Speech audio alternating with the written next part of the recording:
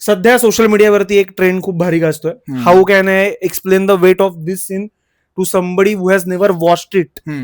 So आरसीबीने बऱ्याच वर्ष आधी 2017 का 16 मध्ये एक पराक्रम केला होता 49 ऑल आउटचा. त्या सीनचं महत्व कसं कोणाला समजावं ह्याचं उत्तर कालही नाही मिळालं आपल्याला. काल ट्राय केलं होतं दिल्लीने, पण रजत पाटीदारने हेल्प केली दिल्लीला 49 क्रॉस करायला.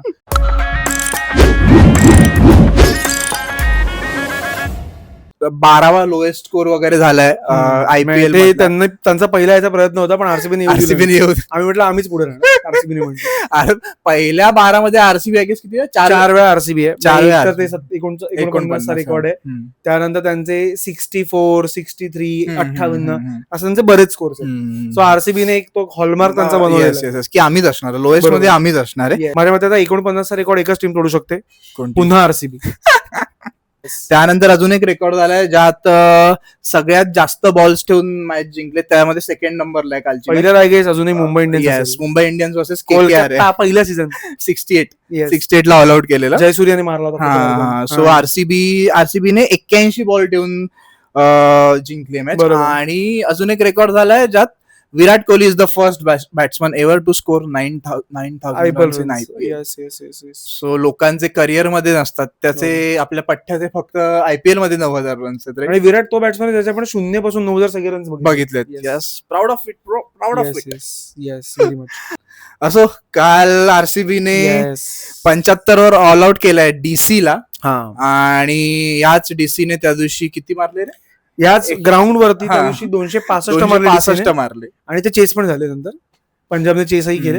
आणि सो आय गेस 3 दिवस जर तू बघशील आयपीएलचे, पहिल्या दिवशी खूप जास्त रन्स झाले, दुसऱ्या दिवशी डॉट बॉल्स जास्त होते, आणि आज विकेट्स जास्त आहेत. सो 3 दिवसात जयशाने एकदम कडक प्ले केली. आता एकदम फर्स्ट तक का सफर वाला एक होता. आता तुम्ही नाही बोलू शकत की आयपीएल फक्त बॅट्समन गेम आहे वगैरे, आता काय नाही. आणि काल जे झालंय, स्टार्ट जशी झाली होती कालच्या आरसीबीच्या बॉलिंगची, एक तर 152 नॉट आउट होता रे केएल राहुल त्या दिवशी. त्याला ज्या पद्धतीने आउट केला. आणि इंजिन जो पहिली विकेट मित्रा भुवनेश्वरने जी काढली साहिल पारेखची, तुला जर आठवत असेल सुरेश रैनाचा डेलस्टेनने बोल्ड काढलेला ऍक्च्युली तो दुसऱ्या बॉलला काढलेला, भुवनेश्वरने दुसऱ्या बॉलला काढला भुवनेश्वरने. तो आठवला मला एकदम कडक, आणि तो अजूनपर्यंत लोकांच्या लक्षात आहे. सो हा बॉल पण तसाच पुढची काही वर्ष लक्षात राहील. करेक्ट. आणि भुवनेश्वर माझ्या मते त्याच्या एका वेगळ्या पिकला आलेला आहे. He has aged like he has aged like a fine wine. Right. त्यानंतर केएल राहुल पण 3 बॉल 1 खेळून आउट झाला, शॉर्ट बॉलवर आउट झाला केएल राहुल. मला एका पॉइंटला वाटलं, आणि काल एक मला खूप वेगळं जाणवलं ओव्हरऑल आतापर्यंत जशी आयपीएल झाली, की बॉल काल जास्त खूप मूव्ह करत होता, स्विंग होत होता, सीम होत होता. इव्हन कालचं पिच पण थोडं वेगळं वाटत होतं. बरोबर. जरी ग्राउंड सेम होतं तरी पिच दुसऱ्या बाजूला पिच होता. आणि स्टार्टला भुवनेश्वर जसा बॉलर आहे तो जरा पण परचेस तो यूज करणार. आणि हेजलवूड पण सेम पोझिशन चांगली टाकतो.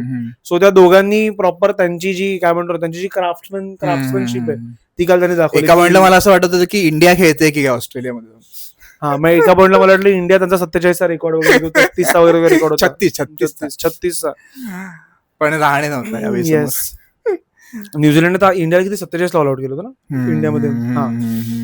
पण तेच काल एका पॉइंटला 8 ला 6 होते. मला वाटलं की कदाचित हे लोक 20च्या वगैरे आधी ऑल आउट होते. But then came David Miller, the saviour, आणि त्याने तो पण 43 वर आउट झाला. खरं. आणि मग त्या पॉइंटला मला पुन्हा वाटलं की 49 कदाचित बीट होतो की काय, पण नाही. मग आरसीबी हॅड अदर प्लॅन्स.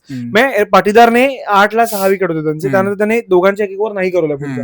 त्याचं मला काही रिझन नाही कळलं. कारण नंतर जेव्हा हेजलवूड पुन्हाच ते स्पेलला आला, त्यांनी यॉर्करवरती पोरेलला आउट केलं. शेवटचा बॉल जो टाकला त्याने यॉर्कर, जो जसा पहिला बॉल होता तसा शेवटचा बॉल पण होता, तो राऊंड द विकेटने टाकला हेजलवूडने. पण तरी पण मला वाटतं की काल त्याचं ते दाबणं जे होतं ना ते काल आरसीबीने केलं नाही. अजून थोडा प्रेशर टाकला. प्रेशर पण कदाचित माझ्या म्हणतो तो रेकॉर्ड संपवून टाकायला हवा काल त्यांनी. पण नाही, तेच आहे की त्यांना नको असेल ना की 49 आमच्या नावावरच असायला. बरोबर. कोहली बोलला असेल क्या कर रहा है तू, वो अपना रेकॉर्ड. कोहली बोलला की रोहित शर्मा बोलला. मी शिवी देणार होतो, मला मी शिवी देऊ शकत पण मी तुझ्यावर का नाहीये, मी शिव्या देत नाही कॅमेऱ्यावर. काल म्हणजे कोणच नाही, एक फक्त डेव्हिड मिलरने काल त्यांच्याकडून किती रन मारले. पोरेल खेळला, पोरेल 30 मारले, मिलरने पण 19 मारून आउट झाला मिलर. करेक्ट. सो आणि थोडे खाली जॅमिसनने मारले. मला वाटतं आपला व्हिडिओ जास्त मोठा होईल मॅच पेक्षा. हा, मग ऍक्च्युली व्हिडिओ आपल्याला 5 मिनिटात संपवावा लागेल. आणि त्यांच्या बॉलिंग मध्ये तेच होतं की भुवनेश्वर आणि हेझलवूडने अख्खा स्पेल गाजवले त्यांचे खेळत होते. नंतर रसिकदर सलामने थोडे रन दिले आणि रोमारिओ शेफर्डचा माझ्या मते संपलाय आरसीबीतला प्रवास.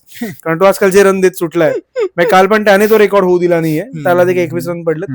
आणि काल सुयश शर्माने चांगली बॉलिंग, 4 ओव्हर 7 रन दिलेत फक्त, एक विकेट काढलाय. सो त्याने लेफ्टीला आउट केलं, त्याने कुलदीपला आउट. राईट बॉल मस्त टाकला. त्याची बॉलिंग असा उलटा बिलटा होऊन टाकतो रे तो. अनऑर्थोडॉक्स वाटतो थोडासा, आहे ऑर्थोडॉक्स असतो पण तो थोडा एजवर आहे थोडा तो, त्यामुळे बघायला मजा येते. येस, आणि तो चांगला, त्याचा टप्पा पण चांगला आहे, त्याची इंजिन इंटेन्सिटी खूप चांगली आहे. सुयश शर्माने कोणी केलं होतं ते, नाही सुयश शर्मा गिलला आउट करून कोणीतरी केलं होतं ना ते, की गिलला आउट करून सेल्यूट त्याचं हे केलं होतं, कॉपी केलं होतं. गिल ह्यानेच केलं होतं, सुयशनेच केलं होतं. अच्छा, आता हल्लीच एका मॅचला आरसीबी आणि ह्यांची मॅच होती, तर गिलने जीटीची मॅच होती, तेव्हा गिलला आउट केलं आणि त्याने त्याचा तो हॅट्स ऑफ वाला जो त्याचं सेलिब्रेशन आहे ते त्याने करून दाखवलं. So he is very I will take on you वाला बॉलर, आणि दिल्लीचा लफडीचा तो करणारच. बरोबर. आणि मग नंतर आरसीबीची बॅटिंग झाली, त्यात काय फार बोलण्यासारखं नव्हतं, कारण Padikkal as usual he was flawless. आणि बेथल येऊन 11 बॉल 20 खेळून गेला आणि 2 6 एक्सपोर मारला. त्याची कॅच खूप कडक घेतली नटराजननी, म्हणजे ऑलमोस्ट तो गेलाच होता. ब्रेक मारले. आय गेस बेथल आता येईल इन टीम. मला वाटतं रोमारिओ शेफर्डच्या जागी बेथलला टाकतील ते लोक, जर फिल सॉल्ट रिकव्हर झाला तर. आणि रोमारिओ शेफर्ड मला असं वाटतं की त्याचा तो एक जो ऑफ नॉक येणार आहे, त्यासाठी त्याला ते अख्खं सीझन खेळतील काय डाऊट. बरोबर. आणि कोहलीने ऍज युजुअल 15 बॉल 23 मारले, कन्सिस्टंट कोहली. 2 6 कडक मारले, शेवटच्या ओव्हरलाच मारले, फिनिश करताना मारले, 6 ओव्हर मध्ये मारले. सो ओव्हरऑल जर तू बघशील तर आरसीबीचा रन रेट एकदम ढगात असेल. 1.9 काहीतरी त्यांचा रन रेट झालेला आता.